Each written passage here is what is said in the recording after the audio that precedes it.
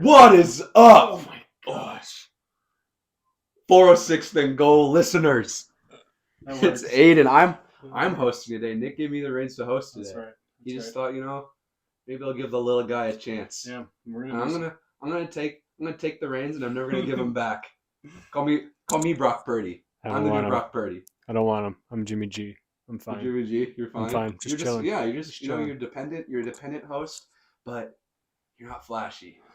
Is you don't Brock take. flashy? I'm flashier. Okay.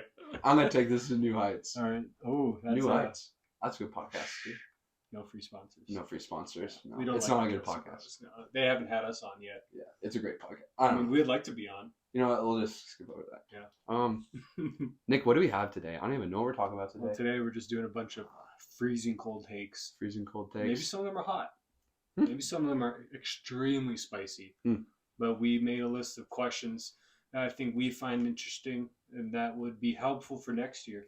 Especially, this is with teams that are in now, right? Teams that are in the playoffs or now. Just these are the best lost. teams. Well, I mean, these 4 teams, these are the guys you want to target next year. Like these teams, because they put up points. They're efficient. The stars on their teams are really good, like top 5 in their respective positions. So, I mean, these are the guys you want to watch out for. I think we got some good takes to intrigue the listeners and maybe help somebody out win a championship next year. That's right. Yeah, that's what we're all about. You want me to start with one? Yeah, give me a question. All right. Well, first, you should address Pollard. Pollard? Yeah. What does that whole situation bring to the table for fantasy managers? Ooh. Well, I guess it really depends on the timeline. Yeah, because I've heard because Pollard was a big name. I've heard some people say it's gonna be a whole year, and I've heard just a couple of months. I heard just. Who's their sources? Ben. Ben is our friend. Ben is our source. The Cowboys fan. Yeah. I heard from my lone Cowboys fan that I know. I saw on social media it was just gonna be 4 to 5 months, and I was like, oh, that sucks. Yeah. But broken fibula, right? It's kind of serious. Pretty sure it's a fibula. But anyways, still, that's kind of... He said Alex Smith had that same one, and so did somebody else Ben mentioned. Theismann? Years ago, probably. Oh, wow. Well, still. Yeah. What do you do? Does that, raise stock for Zeke, you think? No. You're not going to take him any higher because of this? I don't think so. Well, he's going to be a RB1. Well, maybe carries-wise, right? Yeah. He'll get 30 carries for 62 yards. RB, the running back 3, Ben, correct me on this. You can text me. You will text us. Is it Clement is the third string? Something Clement? No, I thought Clement's on Philadelphia. He was, wasn't he? Yeah. Or it's a rookie I know. Number 34 for Dallas. He's explosive. Is he? He looks pretty good. Like, if he gets the RB2, I'm sure he'll fall to waivers. Huh. But that's somebody to look out for. I think Dallas just needs to get Rex Burkhead. They just... Personally, I think it's Dak. I don't like Dak. And I think he's like he's no better than a Derek Carr or a Kirk Cousins or, just name those average middle-of-the-road quarterbacks. Dak is Tony Romo wearing number 4. Wow. That's good. Yeah. He is. Huh. Yeah, he really is, though. A little bit. Really he is. Yeah. It's true. Man, that last play with Zeke getting just destroyed and then... Zeke at center? Yeah, Zeke at center. Oh, that's so good. That was the most depressing final play I've ever seen. Yeah, that was tough. It was almost like New England against Indy. Remember that with McAfee? Yeah, that's right. That formation. That's right. I could see if Turpin got the ball a little quicker and was able to pitch back. But I don't know why they just didn't Hail Mary it. No. Just have everyone over on the side of the field just launch it. Yeah, shoot. Whatever. That's Dallas. That's Dallas for you. I expected that to happen. Yeah, I was waiting for all the TikToks and the videos of Dallas fans just punching their TVs. And what happened? Well, there was a lot. Throwing their TVs outside. It's just... Running it over. Oh, so we them boys next year. Yeah, we them boys. All right, let's get to one of the questions. All right. You want to go first or want me to go first? Yeah, I'll go first. Let's see. I'm going to start you out with the one that you have had time to mull over. And a little, I guess... bio into the question or the lead up. We know Mahomes is great. Arguably, he's probably the best quarterback in the league. But Burrow is showing time and time again, last year and this year, that he is a super productive quarterback that puts up pretty big points. This year, he finished 4th for PPR. Mm.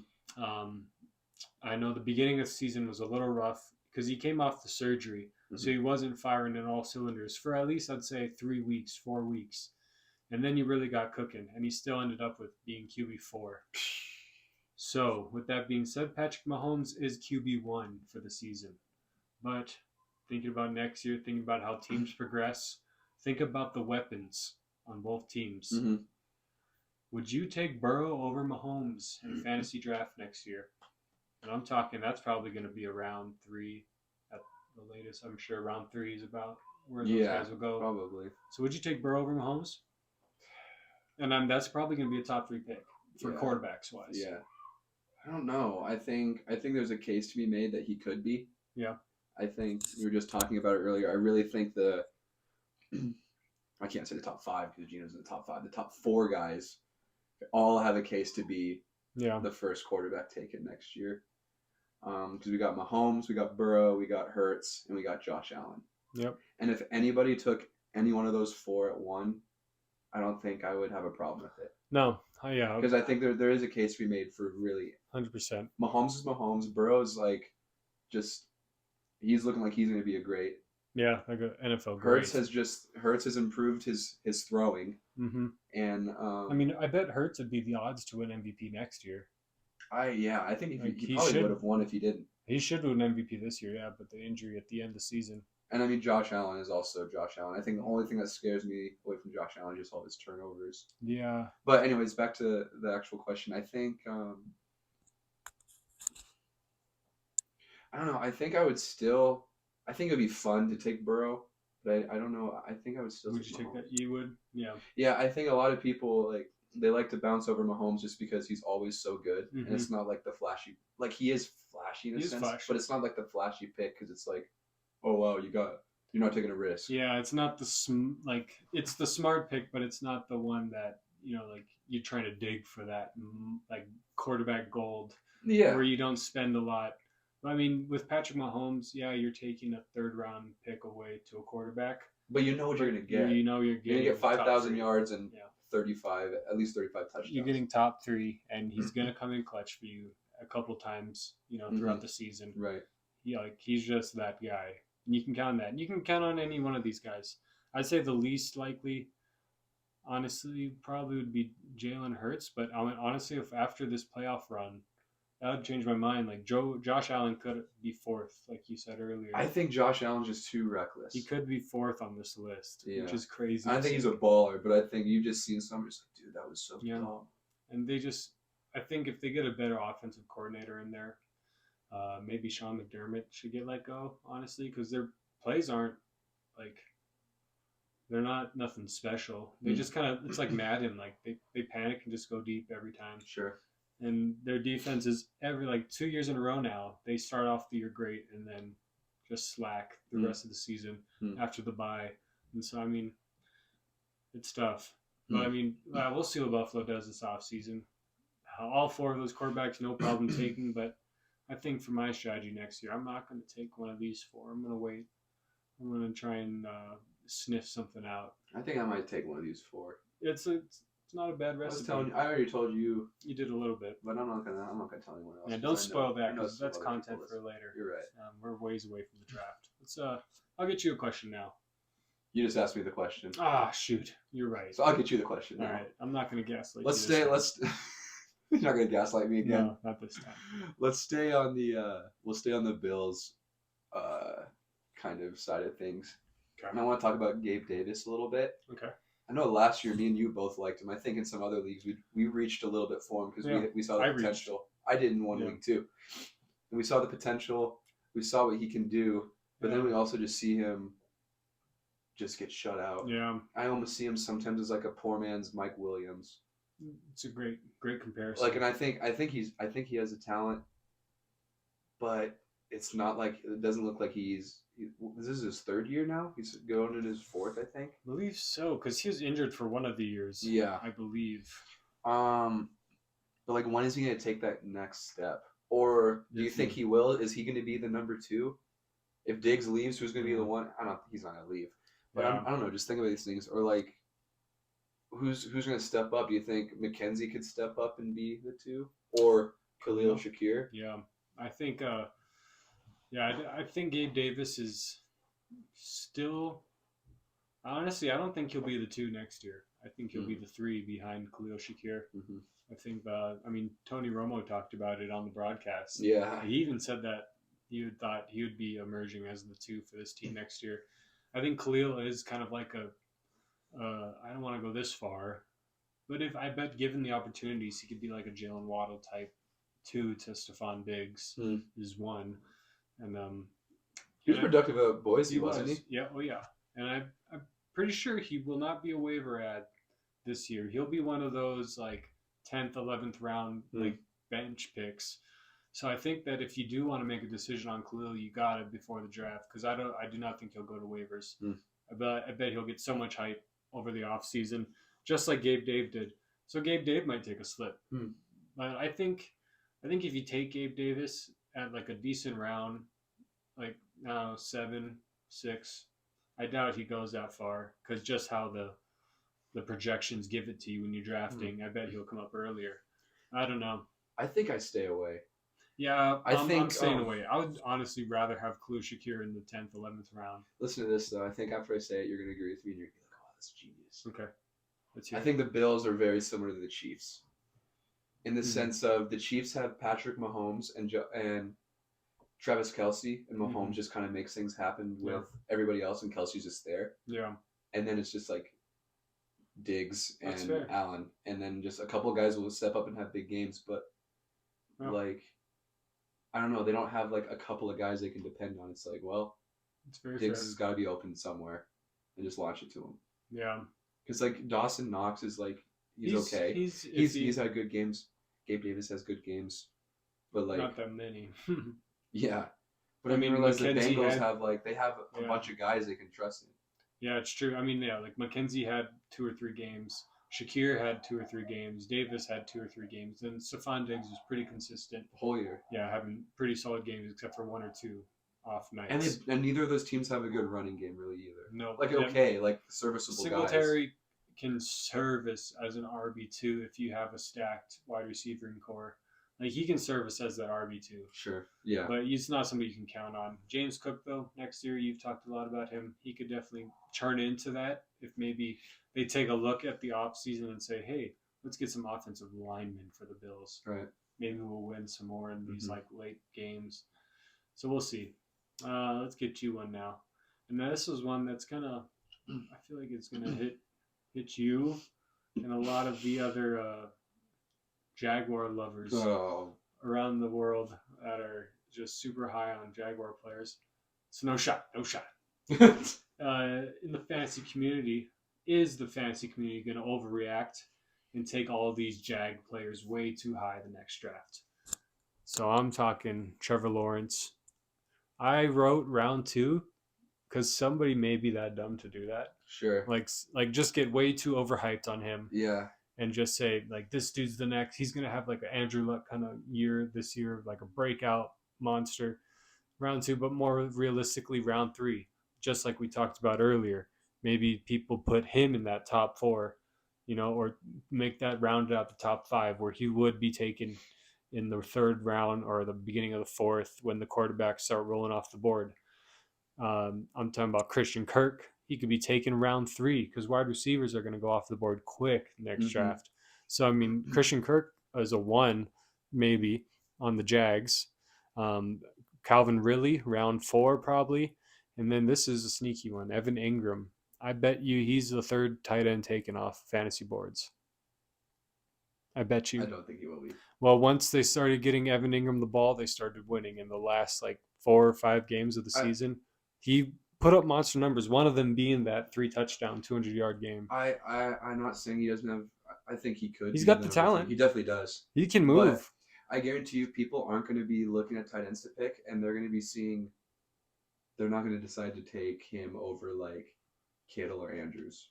Yeah, no, that's fair, but I bet It's just the name thing. I mean, it's or very even similar. Hawkinson. It's very similar to quarterbacks, where like once like Mahomes goes, then the other ones go off the board. Like at least that tier of Right. Yeah. quarterbacks. So I feel like a lot of people were going to put Evan Ingram in that tier because of his last like 4 or 5 game stretch where he had, I think it was 300-yard games, and then one of them was the 200-yard game. And this is with like over 6+ catches and usually a touchdown. So I think only one of them he didn't score. But that emergence of that offense, that passing kind of style, he even gets those short looks. Like Evan gets those 2-yard plays, those or behind the line of scrimmage plays even. So I think that he's somebody to keep a mind on. But for the other guys, do you think people are going to reach for them? Like I think Evan Ingram is the one guy you could reach for on this list. I wouldn't reach for any of the other ones. No, I wouldn't even reach for ETN. I wouldn't either. He kind of scares me. Scary, a little scary. Really good, but he's just too injury prone, and just he's either crazy boot. He's Gabe Davis of running backs. Yeah, or better. I'd say better. He's good. He is a good more of a Mike Will of running backs. Sure. Maybe like I feel like he can get you consistent, like at least catches as well. Well, that's as the thing is yards. he didn't get very many catches this last year. And I think he was also splitting there in the beginning. But a lot of people were expecting him to be like more of a pass, catching back. And I think if he gets like 3 or 4 catches a game, then I would be okay with taking him. But I don't know. I think it's a hard question to ask. Like, is the fantasy community as a whole going to take him? Why reach early? Just because I know people just like to take their big name players. Like, oh, this guy's a big name. And it's only January though. But I'm coming across things on social media of hyping up Jags players. They're just seeing how much hype they're getting from being the worst team in the league to winning their division, doing well. Well, so I said it earlier. There's a reason I've said it before. Like Trevor Lawrence, I think it will be this year's Hurts. Like Hurts finished on a hot streak last year, and still was like number 2 overall. I think he was 2 overall just because he was injured. Yeah, Hurts is 2 overall. And he was this last year. I guess he was still taken behind a number of good players just because the name value. Yep. Like everyone's like, oh, Herbert. Yeah, he's true. good. Or Lamar. I did that. Yeah. And I think the same thing's going to happen to Lawrence. Don't be surprised if he finishes top 5 or even top 3. That's but fair. I think I think round 5 is probably fair for him though. That's good. All right, what's your next one? My next one. Let me think here. Okay, I got another number 2 question for you. Number 2 receiver question. Not number 2. Okay. This is a good question. Yeah.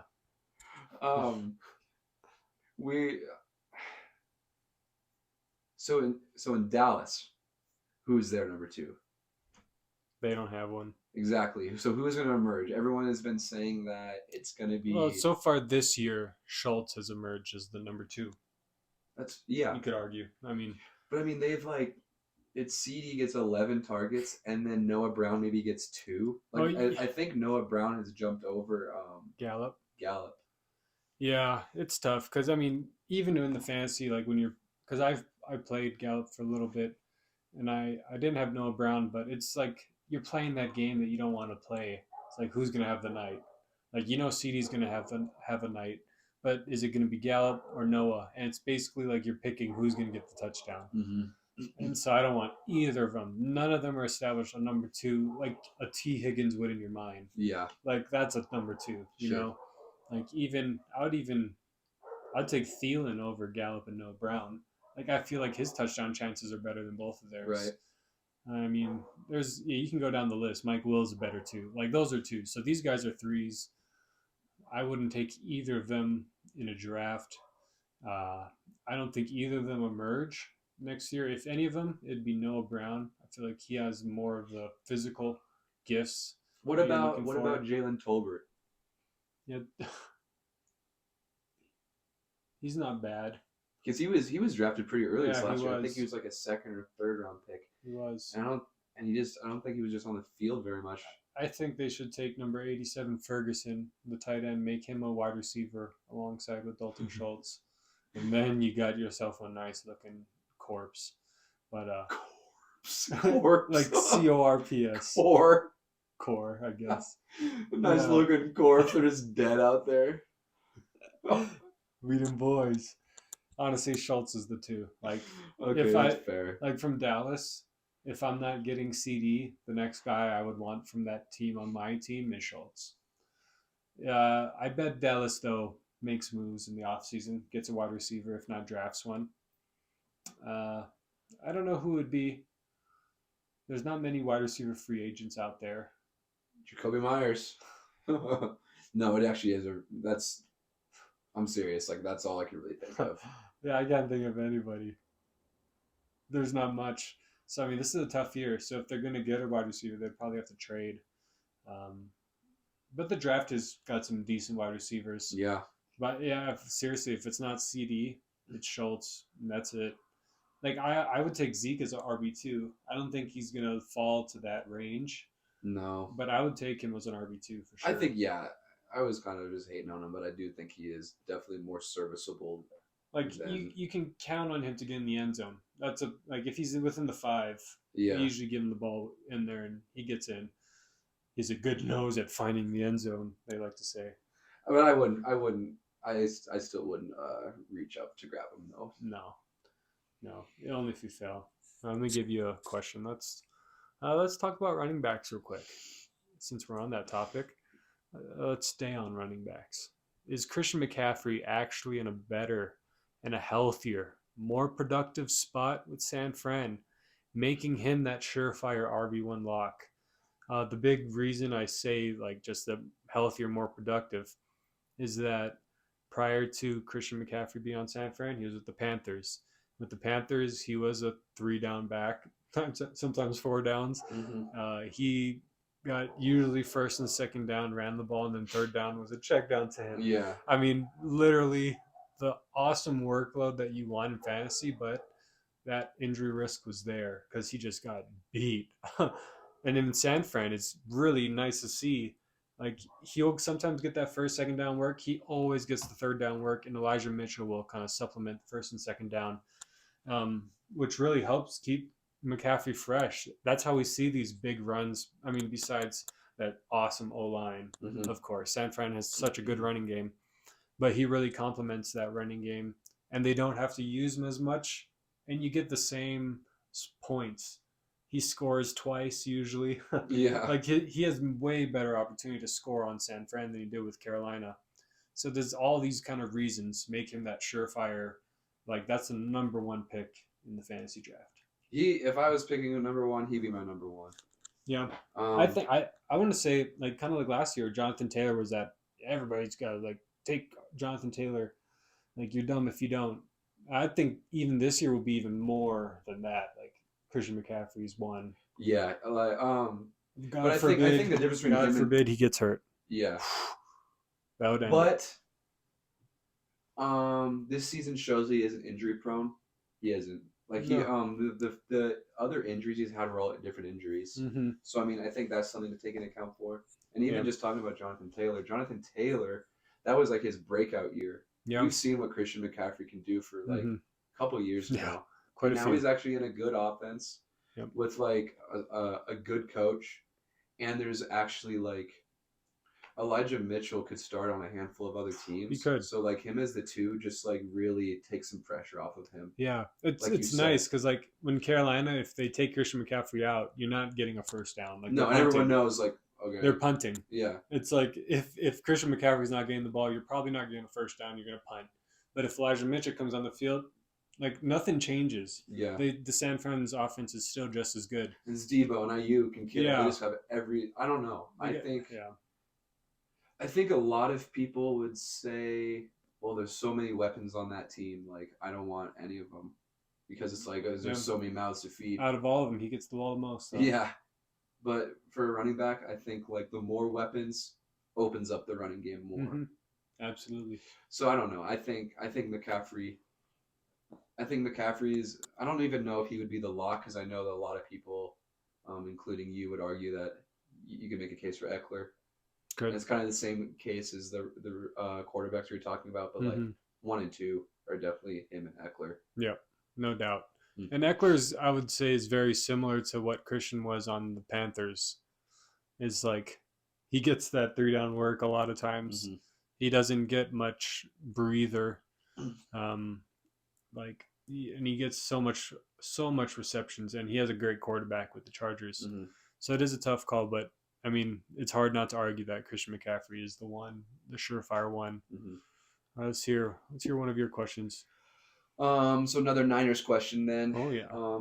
Purdy's balling out. Yep. Like he passes the ball to a lot of different people. Yeah, he does. He doesn't like pick his favorites. Do you think he's a servant? Think Kittle's back? I think, or do you? Let me rephrase that. Do you think Kittle? Do you think he'll be top 3 tight end? Do you think he's back to that? Obviously, do you make a case for 2? Oh yeah, for sure. He's not 1. Kelsey's no, he's not 1. He finished the season as the 2. Is right. We just checked. 3, you said. Was it the 3? I thought you said Hawkinson was 2. Yeah, you're right. Yeah, it goes Kelsey, TJ Hawkinson. That's a surprise. I did not know that until I looked that up today.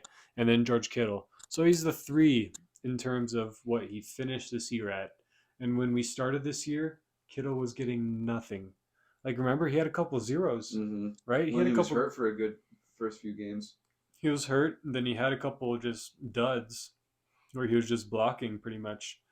And then here at the end of the season, very similar to what he did last year, he starts to cook up, and he's now tight end 3 after having some really bad performances. Not bad, from a fantasy perspective, bad. So, which that makes me scared because this is 2 years in a row. He's kind of done the same thing. The tight end pool is just so bad that he can manage to like have a few duds and still be top 3, which does show like he's a good tight end. He is not as I don't know, as just fantasy player. It's okay. You had a long day. I did have a long day, a long work day. Yeah. Ooh. As a fantasy manager, though, I don't think I could trust George Kittle as taking him in the 2 or 3. I don't think I could. It's a tough call because Purdy does like George Kittle. They have a little connection there, and I'll see how this playoff plays out. I mean, for sure, top 5 tight end, but I don't think I would take him. I would take Evan Ingram over him. Yeah, but I mean, it's like. Would you take Evan over him? Probably in a later round I would. If it was the same round, no. But I mean, I think you just get more value waiting. Yeah. And just trying to just see if you just hit the jackpot with tight ends. True. I mean, like thinking back to last year, so like Kelsey was 1. I think a lot of people probably took Andrews at 2. And then Kittle or Pitts were probably 3 and 4. Pitts was 3. And then, like, I'm sure there was, like, the Goddard and Schultz range. Yep. Goddard, all those guys just, like, were just jumbled around with, like, Kelsey Zach Ertz sitting at top. Zach Ertz. Don't forget about him. That's my Kelsey on the throne face. Really? No. Nice Kelsey on the throne face. But, yeah, I think George Kittle is somebody you can still trust. Here, I'm going to give you... We'll each do one more question. One more? Yeah. Which one do I want to choose? I guess this is the only one I can choose. So, I mean, the New York Giants, they had a pretty decent run this year. I mean, nobody really expected them to make the playoffs in the first place. They look good. Brian Dable is a heck of a coach. But, you know, in terms of just how we as fantasy managers look at these teams and just kind of think about if we would draft any of those players and any of those players that we would take seriously next year. And so let's talk about the Giants and their players. Can you take any of them seriously? Danny Dimes, QB, Saquon, their running back, Isaiah Hodgins, who came out of nowhere here at the end of the season for New York Giants and led the team in touchdowns receiving for the last few games there. Wan'Dale Robinson got hurt, but he was looking pretty good there for the team. Richie James, another kind of either, I don't know if he was undrafted or a late draft round, but he's kind of another unsuspecting wide receiver. He was taken off of like the practice squad or something. I mean, Darius Slayton, he got hurt again. Kenny Golladay. Oh, gosh, that man's not going to be playing in the NFL next year. If he is, he's on a practice squad. What about Sills? Yeah, there's... What's his name? David Sills? Yeah, David Sills. I mean, he kind of dropped off. Kidding. Isaiah Hodgins really, like, took that role. He took the QB or wide receiver 1 out of Storm. But still, these Giants, like, Can you trust any of them? Yeah. I think the first one is obvious. Yeah. Is even Saquon is though. Richie James. Yikes. No, I'm kidding. No, I'm kidding. Saquon. But do you really trust him? Like honestly, think about it. Think about it. Would you, like, are you going to take him in the first round? No, I don't You're not want to going to take. take him with your 12th pick. No. No. No. Even if, let's say, you don't. Okay, forget about our I'll take draft. him third round if he drops there, and he won't. Oh, so you don't. You don't trust him. What does trust him even mean then? Is this just? Well, Saquon produced this year's top 3 running back. He was within, right? Isn't he? I think he Let me was check. like Maybe 4. top 5. I think he was 4. Let me check. Who wins? He was 5. Eckler, Austin Eckler, Christian McCaffrey, Josh Jacobs, Derrick Henry, then Saquon Barkley at number 5. But still, top 5 running back. Last year, that was within the, this, like, he was not put in that spot. Mixon was, or Chubb was, or DeAndre Swift was, like all these other guys. So, I mean, technically, he's a first-round pick, right? Top 5 running backs. I think the question is, do you trust him or do you see him as a first-round pick or different things? Yeah, but did you still trust him? He had one. This is his first healthy season, right? I think he is back. You think so? And he's young. I would trust him. I would trust him more than Dalvin Cook. Okay. I would trust him. Don't shoot me for this or something. But no, you're fine. Maybe more than Derrick Henry because now Derrick Henry's getting old. He's 40 carries a game. Yeah. Sure. Maybe. Josh Jacobs. Yeah. Okay. Nick Chubb. Maybe. He finished better than Nick Chubb just by one spot, but yeah, I think catches the ball more. I think that's a big thing. I'll take every single one of those guys over Saquon. What's going to help Saquon is receivers, and I think Wandale would be the other one that I would be willing to risk. Mm-hmm. You would? I think so. Put him on your bench. Yeah. Yeah. He had an ACL tear towards the end of the season, so he'll be out for a good bit. At least I think. How long is an ACL? I don't know. He may be ready. He might be ready, but that last game he got hurt, he had like 11 targets, and like he was balling out. He's shifty. He is. I think he could be.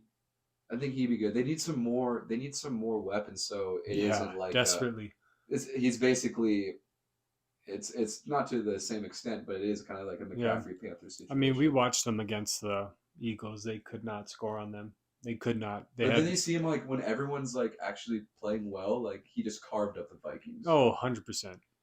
I mean, it depends on the matchup for sure. Saquon is still a good running back. But man, I can't trust him personally. I just don't think he'll stay healthy next year. I think he does. I think he can't do it twice in a row. Maybe we'll do a little. I'll do a little wager on that. Do a little wager on that. I do think so. Not bad. All right, give me your last question. All right, so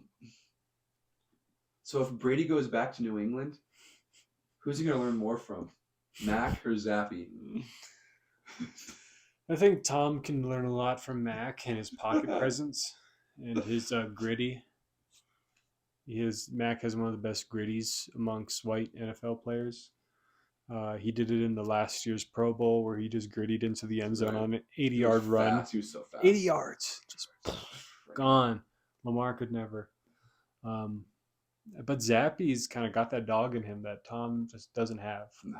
Like when it comes to playoffs, when it comes to like really gritting your teeth and like those nail-biting fourth quarters, when there's 2 minutes left on the clock, who do you want, Zappy or Tom? I mean, like, I want Zappy. I want, dude. That's all I want. I want Zappy. Zappy has a track record. He does for what? Just winning. No, hookers and coke. What's your question? Serious now. Okay. Well, this one's kind of dumb. Let me try and think of one. You're just brand new and off the spot. I'm gonna bring one. All right, here it is. You got 5 seconds. 5, 4, 3. Okay, fine. I'll just do the one that's on the script. 1. Who do we trust other than Mahomes and Kelsey next year? What happens next year? Do you think Kadarius breaks out? Do Do you think that maybe they go out and try and find another guy? Does Juju have enough time? Juju's actually a free agent. That's one of the free agents I found out. So Juju is a free agent. I don't know if the Chiefs keep him. We'll see what happens here at the end of the playoffs. Who knows? Or here's another rookie. We talked about a couple of rookies, but Sky Moore too. Did you let me answer the question? Okay, I'm sorry. Gosh. Let's rewind. Well, when it comes to Mahomes and Kelsey, we know they are the pieces, the linchpins on that team. I mean, there's a wide receiver that they really like to get involved, and they specifically draw up plays for him, and that's Sky Moore. Just once. But guess what? I don't really care about Sky Moore. He's not the main focus here. Sky Moore is cool. Who's the main focus? Sky Moore is cool. It's actually Isaiah Pacheco. Oh my gosh. I think Isaiah Pacheco, Aiden's favorite running back. He will start Pacheco over anybody on his roster. He doesn't care who's on his bench. Swift's out on the bench. Yeah, DeAndre Swift, bench. Pacheco. Swift even had like 20-something that game. Saquon, bench him. Give me Pacheco. Give me Pacheco all day, every day. Angry runner. So, Aiden came up with this question just because he wanted to hear his favorite running back. You should get a jersey, honestly. Well, I should, because that's my mom's last name. That's right. You actually should. Or maiden name, whatever you call it. You should. I like his number 2, number 10. It's nice on a running back. Just like Mac. That's right. Just like Tyreek. He looks like Tyreek. He does. But he's faster. No, he's not faster, but he is meaner. Pacheco runs mean. And I think that's the guy. Like, that's the one in next year's draft. I don't think people will take Pacheco that high. I bet he falls to 5, 6.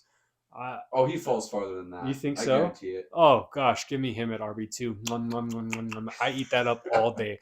RB2 Pacheco all day next year. I hope he slides so that I can take him as an RB2. You know what? I'll take him round 1. Yeah, you probably will. Now that you hear me buttering his biscuits, you're probably going to swipe him from me. But, oh, dude, I had him sitting on my bench all year. You did. Just waiting. He was on the waivers for a good bit there. You just didn't know. Clyde right? That's his name, right? Clyde Edwards-Helaire? Yeah. I forgot. I haven't seen him play in so long. I know. It's just McKinnon and Pacheco. And there's a reason for that. It's because Pacheco can actually run the football, what the Chiefs haven't had since Jamal Charles, I feel like. And so I think Pacheco is guy. McKinnon's great too. I think they really try to get that run game going, like a tough run game, not like the pitches and like the little toss plays. Just run up the middle and Pacheco just runs so freaking hard. I love it. It's beautiful to watch. So I think he's somebody you can trust next year for sure, other than them two, especially for the price you're going to get him at. Something I really like about him too is, even when he fumbles, a lot of people are just like, "Oh, great!" Yeah, with fumble, he's gonna lose confidence, and he just gets even angrier. He gets way more mad, and like he's pissed, and just just the way he runs, it doesn't look super fast, but he's moving, and his legs just like he picks him up so high. He's like, boom! They're just, it's great. He's like a rhino. But you know what? Who else you can trust in that Chiefs team next year? Kadarius Toney. You already said it. Yep. I'm a big fan of Kadarius Toney. Like when they're in the red zone, they give him the ball. They do. It's like since he's been with the team, he had I think 2 games where he had the hamstring issue again. So maybe he does have a hamstring problem, and I don't blame him because the way he moves. He's probably popping hamstrings every time he runs. Mm-hmm. He just like boom, and he plants, and he's a transplant every game. Oh my gosh, he's insane. And I think more Andy Reid has a whole off season looking at his film on the team. I think they draw him up more. I think they put him in with the more packages, more plays, because right now he doesn't get that much. But I think as the playoffs evolve, and we'll see on Sunday, he's gonna get the ball. Or is it Saturday? I don't know. One of the two. I think it is. I don't know. But regardless, we'll see this. We'll see this playoff game. I do hope he stays healthy next year because he's so fun to watch. He's so much fun to watch, and it'll be fun to see him with the Chiefs after a full off season. And you're definitely not sleeping on Kadarius Toney. No, he was taken like rounds like 10-ish, 9-ish. He was actually taken pretty about average because nobody knew what he could do. People know what he can do, but he's always hurt. So I think he'll bump up next year. That's another sneaky one that'll fall, though. that look out for. He could be a 1 on the Chiefs, and you won't even know it. That's the kind of little gold that we're mining for. That's the sound of gold in there. Well, Aiden, what else you gotta say to the viewers? I guess tell them about the Dynasty League again. So we have 5 people now. 4 or 5 people. Yeah, that's nice. We have 4 or 5 people. Once you get Sienna in, we'll have 5. Okay. Then we'll only need like 7 more people, and that's it. Yeah, join us. Join us in our Dynasty League. Dynasty League, filling up quick. 406th in Dynasty. I can't even hold all the emails I'm getting for all these requests to join our Dynasty League. So please email us 406andgoal@gmail.com. That's right, and we're on TikTok now, YouTube, TikTok, everything. YouTube. So I mean, if you guys could just give us a like and follow, and maybe a little rating or review if you guys enjoy the content, that'd be great. If not, that's all right. It's all good too. We are not even promoting it ourselves that much, so no. So I mean, no problem if you can't. But hey, we'll get this out there. We'll get people involved. We're just having fun. We want you people to have fun. Just listen to us. Yeah, we appreciate you guys. Appreciate the community. And how about you sign us out with a little jingle? Oh, man, wow. 406 and Goal is out.